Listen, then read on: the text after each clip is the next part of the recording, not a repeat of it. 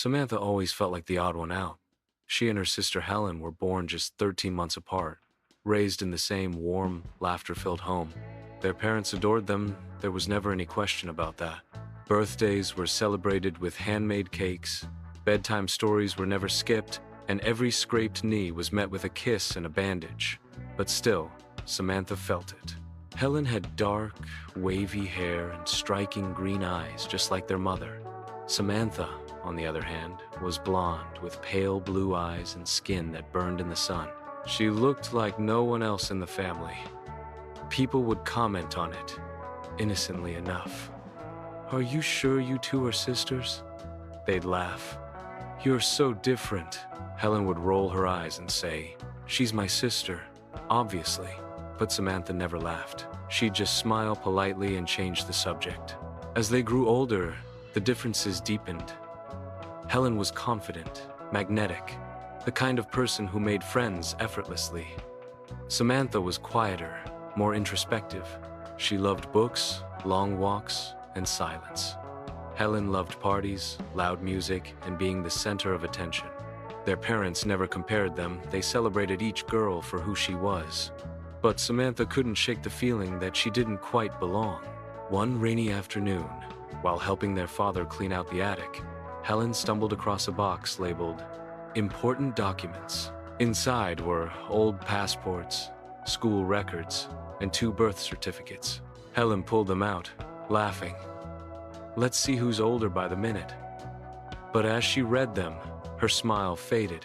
"Samantha," she said slowly, "yours says you were born in a different hospital." Samantha looked over her shoulder. Her certificate was from a small clinic in another town, one they'd never lived in. Her parents' names were there, but something felt off. The handwriting was different. The formatting wasn't the same. Helen's certificate was crisp, official, from the city hospital where their parents had always said they were born. Samantha's heart began to race. They brought the documents downstairs, unsure whether to ask. Their parents were in the kitchen, laughing over a pot of soup. Samantha hesitated, then placed the papers on the table. "Why was I born in a different hospital?" she asked. Her mother froze. Her father set down his spoon. There was a long silence. Then her mother reached out and took Samantha's hand. "You were born to someone else," she said gently. "But you were meant to be ours." Samantha's breath caught. Her father nodded. "We adopted you when you were just a few days old. We never wanted you to feel different, so we didn't tell you. But you've always been our daughter. Always." Helen's eyes filled with tears. "You're my sister," she said fiercely. "That doesn't change."